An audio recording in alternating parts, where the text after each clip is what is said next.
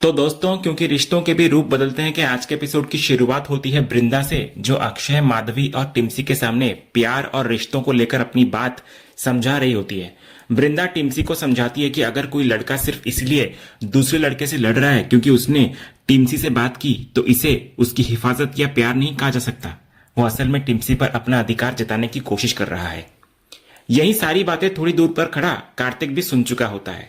इधर टिम्सी वृंदा से सवाल करती है कि अगर ऐसा करना गलत है तो कार्तिक ने भी तो कुछ ऐसा ही किया था। उसने भी वृंदा के लिए मीडिया वाले से लड़ाई की थी। तो वृंदा इधर मानती है कि कार्तिक ने उसके लिए स्टैंड लिया था, लेकिन वो ये भी साफ करती है कि उसके हिसाब से वो तरीका सही नहीं था। किसी के लिए आवाज उठाना और गुस्से में अपना आपा खो देना दोनों बिल्कुल अलग बातें हैं। वो समझाती है कि कार्तिक बिना चिल्लाए और बिना उस रिपोर्टर पर हाथ उठाए भी उसका सपोर्ट कर सकता था, लेकिन जब प्यार में इनसिक्योरिटी और अधिकार की भावना ज्यादा बढ़ने लगे तो धीरे धीरे वही प्यार सामने वाले के लिए घुटन बन सकता है। टिम्सी इस बात को आजकल की लैंग्वेज में ग्रीन फ्लैग और रेड फ्लैग में जोड़ती है। वृंदा मुस्कुराते हुए कहती है कि रेड फ्लैग और ग्रीन फ्लैग जैसी बातें उनकी जनरेशन की लैंग्वेज हैं, लेकिन असल में रिश्ते की पहचान बहुत सिंपल है कि जहां इंसान खुद को सेफ महसूस करे, जहां ट्रस्ट हो और जहां उसे अपनी लाइफ के फैसले लेने की फ्रीडम मिले, वही रिश्ता सही होता है। माधवी भी बात को आगे बढ़ाते हुए कहती है कि रिलेशनशिप में प्यार के साथ साथ दोनों लोगों का अपना अलग स्पेस होना भी जरूरी है। वृंदा उसकी बात से सहमत होती है। वो कहती है कि जहां हर बात पर झगड़ा, जिलेसी और सामने वाले पर अधिकार जमाने की कोशिश हो, वहां उसे प्यार कहना सही नहीं है। कई बार ऐसी अनहेल्दी ऑब्सेशन हमें रोमांटिक लग सकती है, लेकिन असली प्यार ट्रस्ट और अंडरस्टैंडिंग से बनता है। टिम्सी कहती है कि अब उसे भी समझ आ गया है कि उसे अपनी लाइफ में ऐसा पार्टनर नहीं चाहिए जो उसे कंट्रोल करे या उस पर ट्रस्ट ना करे। माधवी भी इससे एग्री करती है। वहीं अक्षय मजाक में बोलता है कि अब उसे भी पता चल गया है कि जब उसकी गर्लफ्रेंड बनेगी तो उसे उसके साथ कैसा बिहेव करना चाहिए। ये सुनकर थोड़ा माहौल हल्का होता है, लेकिन जैसे ही वृंदा वहां से जाने के लिए पीछे मुड़ती है, उसकी नजर सामने खड़े कार्तिक पर पड़ती है। वृंदा समझ जाती है कि कार्तिक ने उसकी सारी बातें सुन ली है। वो बिना कुछ कहे वहां से आगे बढ़ जाती है। कार्तिक भी उसके पीछे जाने लगता है और आखिरकार वृंदा को रोककर उससे बात करने की कोशिश करता है। वो वृंदा से कहता है कि उसे इस तरह इग्नोर ना करे। वो काफी देर से उससे बात करना चाहता है और उस दिन जो कुछ हुआ उसके लिए सिंसियरली सॉरी कहना चाह रहा होता है। तो वृंदा उससे पूछती है कि आखिर वो किस बात के लिए माफी मांग रहा है। तो कार्तिक समझाता है कि मीडिया वाले ने जिस तरह वृंदा के बारे में बात करी, उस मोमेंट में वो खुद पर कंट्रोल नहीं रख पाया। उसका रिएक्शन इंपल्सिव था और उसे इस तरह बिहेव नहीं करना चाहिए था। लेकिन वृंदा उसको कहती है कि प्रॉब्लम सिर्फ उस एक इंसिडेंट की नहीं है। वो कार्तिक को याद दिलाती है कि वो उसके पास्ट के बारे में सब कुछ जानता है। उसने कभी अपने अतीत को उससे छिपाया नहीं। वो उसके सामने हमेशा एक ओपन बुक रही है। वृंदा ये भी याद दिलाती है कि उसने शुरुआत में कार्तिक से ये नहीं कहा था कि वो उससे प्यार करती है। उसने सिर्फ इतना कहा था कि वो इस रिलेशनशिप को एक मौका देना चाहती है, और कार्तिक ने भी उस बात को स्वीकार किया था। इसलिए अब कार्तिक को वृंदा की पूरी सच्चाई भी स्वीकार करनी होगी। वो जैसी है, जिस तरह की जिंदगी जी चुकी है और जिस तरह अपने रिश्तों को देखती है।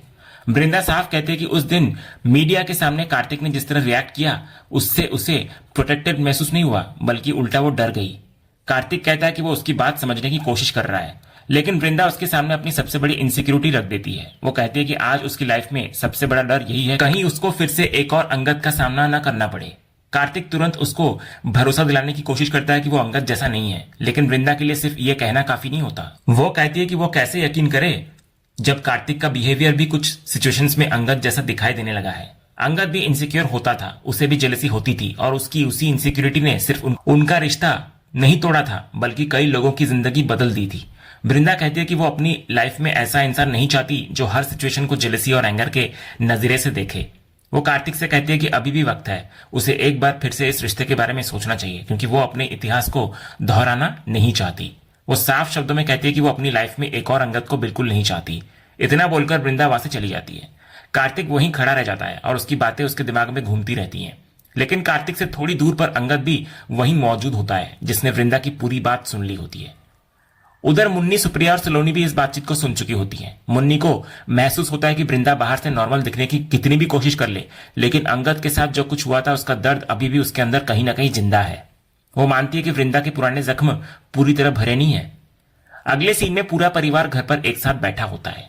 हेमंत वृंदा से कहता है कि सच कहे तो कार्तिक ने उस दिन जिस तरह बिहेव किया वो उन्हें भी सही नहीं लगा, लेकिन अब जो हो चुका है उसे वापस बदला नहीं जा सकता। इसलिए वृंदा को इस इंसिडेंट को बार बार सोचकर खुद को परेशान नहीं करना चाहिए।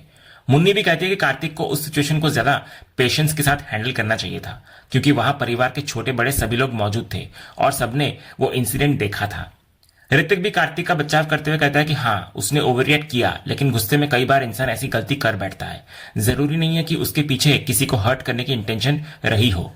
नितिन भी कहता है कि सिर्फ एक गलती के आधार पर किसी इंसान को बुरा कहा नहीं जा सकता, खासकर तब जब कार्तिक अब तक परिवार के बाकी लोगों के साथ अच्छे से रहा है। हेमंत भी इधर मानता है कि कार्तिक अच्छा इंसान हो सकता है, लेकिन फिर भी ऐसी स्थिति में अपना आपा खो देना सही नहीं कहा जा सकता। ऋतिक भी यही कहता है कि कार्तिक ओवरऑल एक अच्छा इंसान है।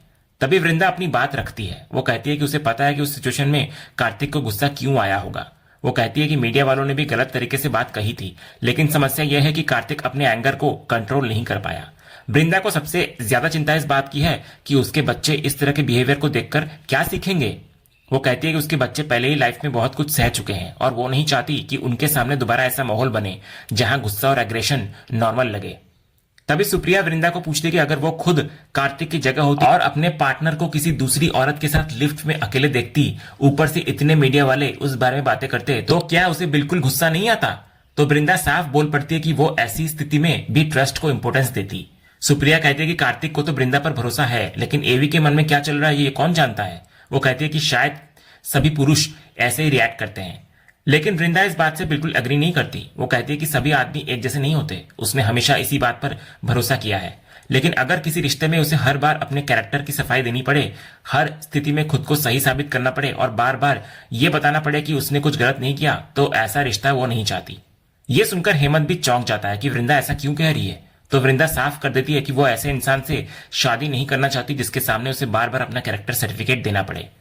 तभी मुन्नी सुप्रिया को समझाती है कि एक बार वृंदा की जगह खुद पर रखकर देखना चाहिए। वृंदा ने पहले ही अपनी लाइफ में बहुत कुछ सहा है। अब अगर किसी रिश्ते में फिर से वही डर और इनसिक्योरिटी वापस आ जाए तो क्या वो उसके साथ न्याय होगा।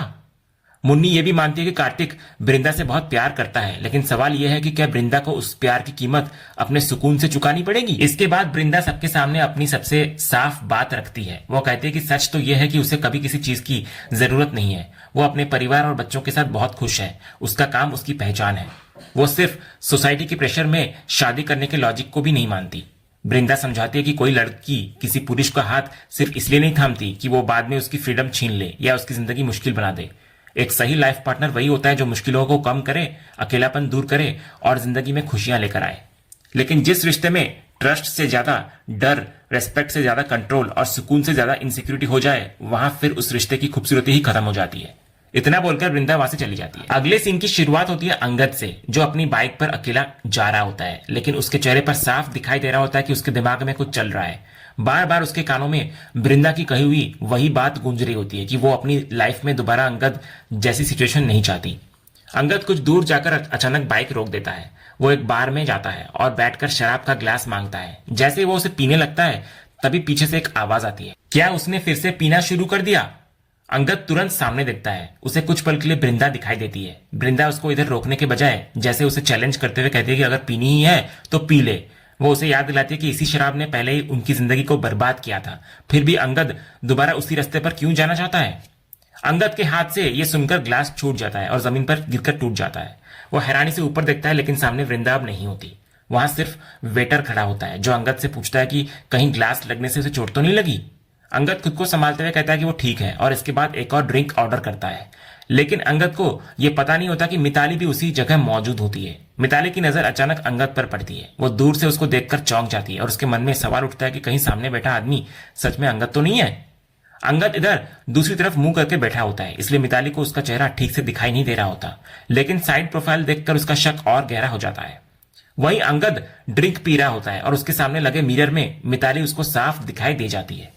अंगद की नजर जैसे ही मिरर पर पड़ती है, वो समझ जाता है कि मिताली उसको पहचानने की कोशिश कर रही है। वो तुरंत अपनी हुडी पहन लेता है, जल्दी से बिल पे करता है, वहां से निकल पड़ता है। मिताली भी उसके पीछे पीछे दौड़ती है और उसको आवाज लगाने की कोशिश करती है, लेकिन अंगद रुकता नहीं। वो बाहर निकल जाता है और मिताली भी उसके पीछे जाने लगती है। तभी अचानक देव उसके सामने आ जाता है। देव उससे पूछता है कि वो किसे देख रही थी और आखिर वहां कौन था। तो मिताली थोड़ी चिढ़कर कहती है कि जिसे वो देखना चाहती थी देव ने उसे देखने ही नहीं दिया, लेकिन अब उसे जाने देना चाहिए। इसके बाद देव पूछता है कि आखिर मिताली ने उसे बुलाया क्यों था। तो मिताली उसे अंदर आने के लिए कहती है क्योंकि उसके पास उसके लिए काम है। अंदर आते ही मिताली देव को एक बैग देती है।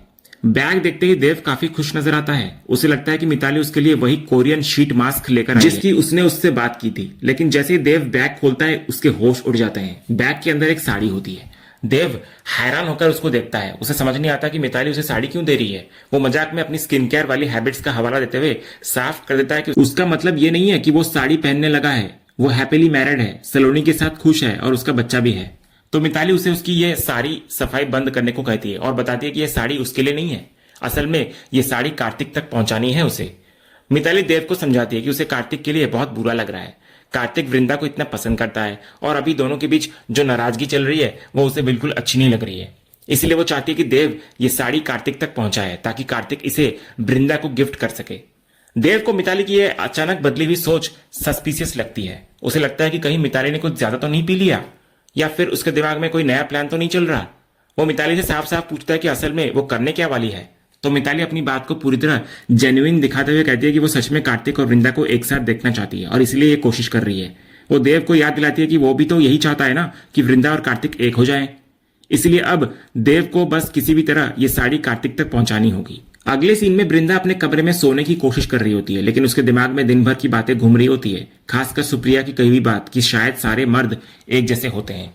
वृंदा उस बात को लेकर सोच में पड़ जाती है। कुछ देर बाद वो अपना मोबाइल उठाती है। वो अपने उसी एनोनिमस अकाउंट से एवी को मैसेज करती है जहां से वो पिछले कुछ समय से उससे बात कर रही है।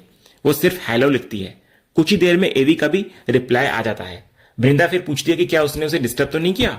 तो एवी उसे रीअश्योर करता है कि ऐसी कोई बात नहीं है और फिर उसका हाल पूछता है। लेकिन वृंदा अपनी बात करने के बजाय पहले एवी के बारे में पूछने लगती है। वो बताती है कि उसने उसकी न्यूज देखी है और आज पूरा दिन एवी और उसकी मिस्ट्री वुमेन को लेकर खबरें चल रही हैं।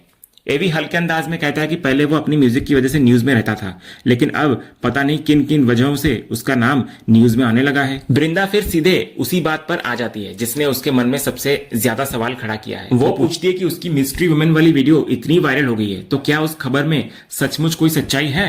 क्या एवी उस मिस्ट्री वुमेन को पसंद करता है और क्या उसके दिल में सच में उसके लिए फीलिंग्स है। ये मैसेज पढ़ते ही अंगद अचानक से बिल्कुल शांत होता हुआ नजर आता है। उसके चेहरे पर हैरानी साफ दिखाई देती है। वृंदा का सवाल पढ़कर उसको तुरंत वृंदा की याद आ जाती है। उसके साथ बिताए हुए पुराने पल, उनकी बातें और उनकी यादें एक एक करके उसके सामने आने लगती हैं। लेकिन इस बार अंगद के पास वृंदा के सवाल का कोई आसान जवाब नहीं होता। वो मैसेज पढ़कर भी कुछ लिख नहीं पाता। और इसी सीन के साथ आज का यह एपिसोड यहीं पर खत्म होता है। तो दोस्तों, क्या एवी अब वृंदा के इस सवाल का जवाब देगा? अपनी राय हमें कमेंट सेक्शन में जरूर बताएं। ऐसे ही लेटेस्ट एपिसोड के अपडेट्स जानने के लिए हमारे इस वीडियो को लाइक करें, शेयर करें और चैनल को सब्सक्राइब जरूर करें और बेल आइकन को भी जरूर दबा लिया करें। मिलते हैं अगले एपिसोड के अपडेट के साथ। तब तक के लिए धन्यवाद।